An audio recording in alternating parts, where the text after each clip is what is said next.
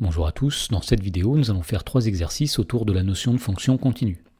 Dans le premier exercice, on nous dit qu'on nous donne ci-dessous le graphe de 4 fonctions qui sont définies sur l'intervalle -4, 4, et on nous demande pour chacune des fonctions d'indiquer les intervalles sur lesquels elle est continue. Alors pour faire cela, on va commencer par rappeler ce qu'est une fonction continue en un point. Donc on dit qu'une fonction est continue en un point A si la limite quand x tend vers A de f de x, c'est l'image, c'est-à-dire f de A. Et pour reconnaître une fonction graphiquement à partir de son graphe, eh bien ce seront les fonctions dont on peut tracer le graphe sans jamais lever le stylo. Donc par exemple, le graphe qui vient d'être tracé ici représente une fonction continue sur un intervalle, alors que si jamais on représentait un graphe en levant à un moment donné le stylo, eh bien on aurait une fonction qui n'est pas continue sur tout l'intervalle. Alors dans la première question, nous voyons qu'au départ, nous pouvons tracer le graphe sans lever le stylo. Puis à partir de l'abscisse -2, nous voyons qu'il y a une cassure et on est obligé de lever le stylo pour tracer à nouveau le graphe de la fonction f. Donc on dira que f est continue avant -2, elle est continue après -2, mais elle n'est pas continue en -2. Autrement dit, la fonction qu'on va appeler f est continue sur l'intervalle -4, -2 exclu, et elle est aussi continue sur l'intervalle -2 exclu, 4. Dans la question numéro 2, donc nous avons ici un graphe qu'on peut tracer sans jamais lever le stylo. Donc on va dire que dans ce cas-là, la fonction f est continue sur tout l'intervalle, c'est-à-dire qu'elle est continue sur -4, 4. Dans la question numéro 3, nous voyons qu'au départ, nous pouvons tracer sans lever le stylo. À partir de -2, il y a une cassure, il faut lever le stylo pour tracer à nouveau le graphe de la fonction f. Et en 0, nous voyons qu'il y a encore une fois une cassure et qu'il faut lever le stylo une troisième fois pour tracer la dernière portion de la courbe de f. Donc on va dire tout d'abord que la fonction f est continue sur l'intervalle -4, -2 exclu, ça correspond à la première partie de la courbe qui est ici. Ensuite, la fonction f est continue sur l'intervalle -2 exclu, 0 exclu, ça correspond à la portion qui est ici. Et enfin, la fonction f est continue sur l'intervalle 0 exclu 4, ce qui correspond à la portion qui est ici. Dans la question numéro 4, donc nous avons ici la courbe d'une fonction f, et nous voyons ici que le point qui correspond à l'image de -1 n'est pas celui-ci, mais c'est celui-ci.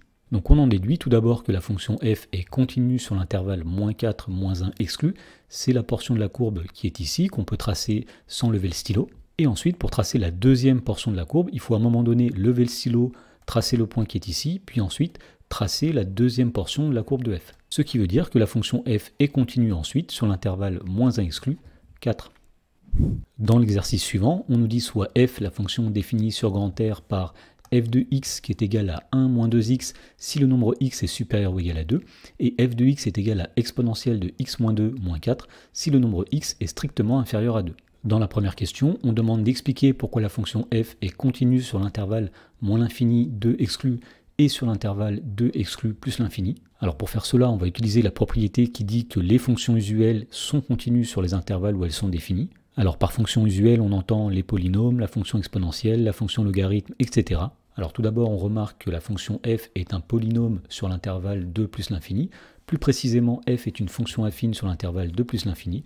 Donc on en déduit que la fonction f est continue sur l'intervalle 2 plus l'infini. Ensuite, pour montrer que f est continue sur l'intervalle moins l'infini 2, on va utiliser la propriété qui dit qu'une fonction qui est une somme, un produit, un quotient ou une composée de fonctions continues, eh bien, est elle-même continue. Alors nous voyons ici que sur l'intervalle moins l'infini 2, la fonction f est la composée de la fonction exponentielle avec la fonction x-2 qui est une fonction affine, moins la fonction constante qui est la fonction égale à 4.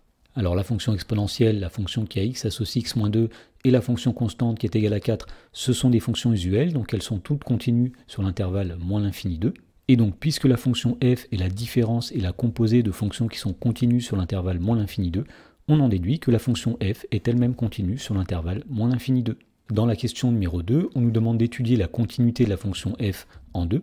Alors pour savoir si la fonction f est continue en 2, il s'agit de calculer la limite quand x tend vers 2 de f de x. Si jamais cette limite est égale à f de 2, la fonction sera continue en 2. Si cette limite n'est pas égale à f de 2, la fonction ne sera pas continue en 2. Donc première chose que nous allons faire, nous allons calculer f de 2. Alors pour calculer f de 2, nous voyons que c'est cette expression-là de f de x que nous allons utiliser, puisque cette expression-là est valable si x est supérieur ou égal à 2. Autrement dit, f de 2, ce sera 1 moins 2 fois 2, c'est-à-dire 1 moins 4. Autrement dit, f de 2 est égal à moins 3. Ensuite, nous allons étudier la limite quand x tend vers 2 de f de x, mais puisque la fonction f est définie en deux morceaux, il va falloir étudier ici la limite quand x tend vers 2 par la gauche de f, et ensuite la limite quand x tend vers 2 par la droite de f. Alors commençons par exemple par la limite en 2 à gauche, autrement dit on va calculer la limite quand x tend vers 2, x étant plus petit que 2 de f de x. Alors nous savons que quand x est strictement plus petit que 2, eh bien f de x est exponentielle de x moins 2 moins 4.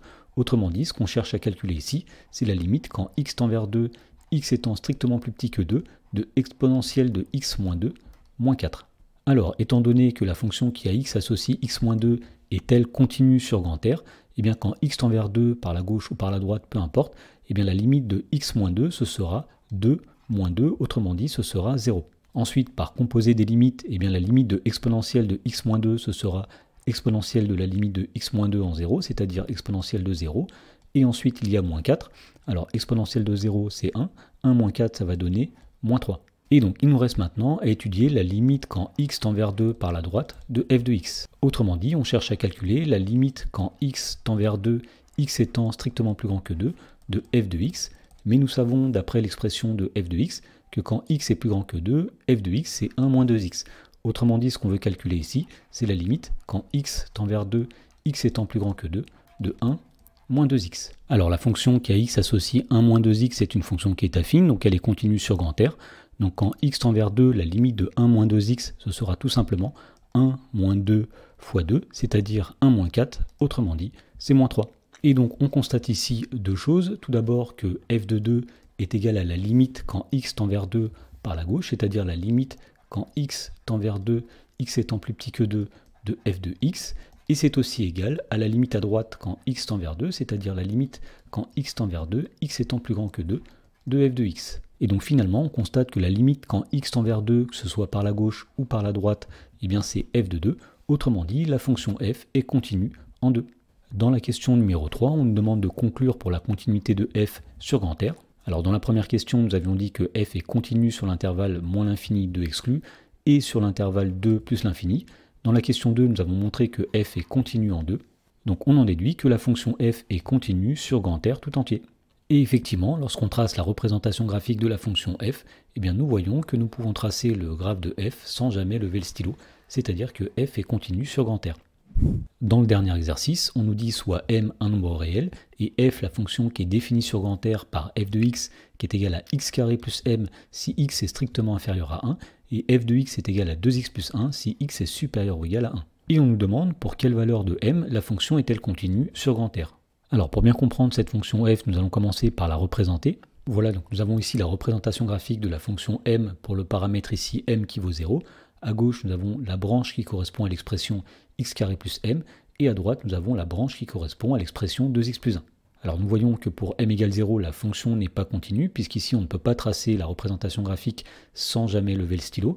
Mais si on fait varier le paramètre m, nous voyons qu'il y a une valeur de m qui est ici, pour laquelle eh bien, la fonction devient continue, c'est-à-dire qu'on peut maintenant la tracer sans jamais lever le stylo. Et si on continue de faire augmenter le nombre m, nous voyons que la fonction f n'est plus continue. Donc nous allons essayer de montrer ici que la fonction f sera continue sur grand R uniquement lorsque m est égal à 2.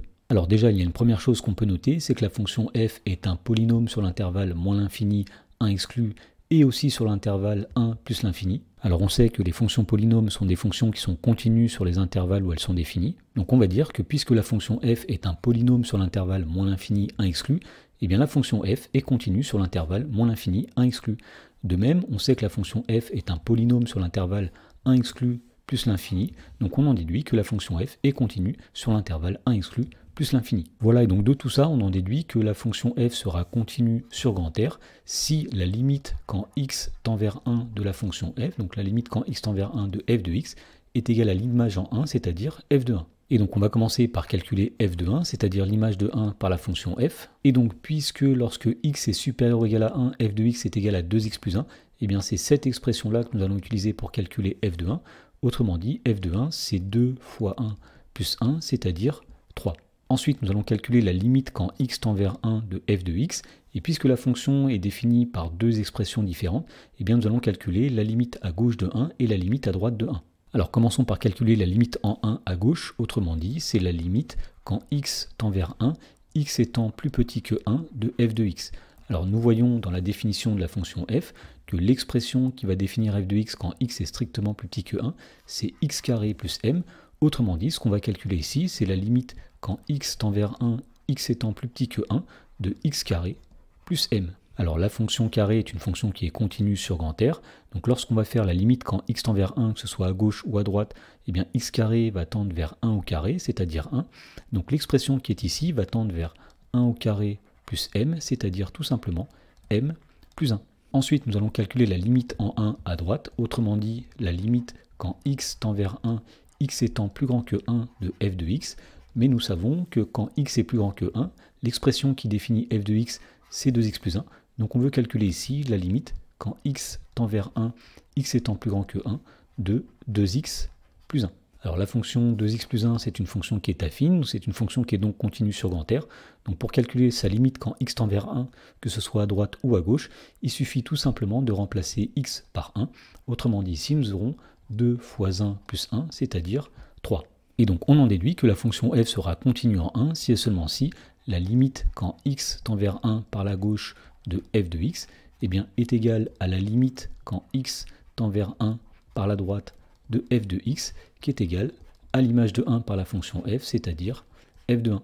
Donc ceci est équivalent à dire que donc, la limite quand x tend vers 1 par la gauche, c'est-à-dire m plus 1, est égale à la limite quand x tend vers 1 par la droite, c'est-à-dire 3, qui est égale à f de 1, c'est-à-dire 3. Autrement dit, ceci est équivalent tout simplement à dire que m plus 1 est égal à 3.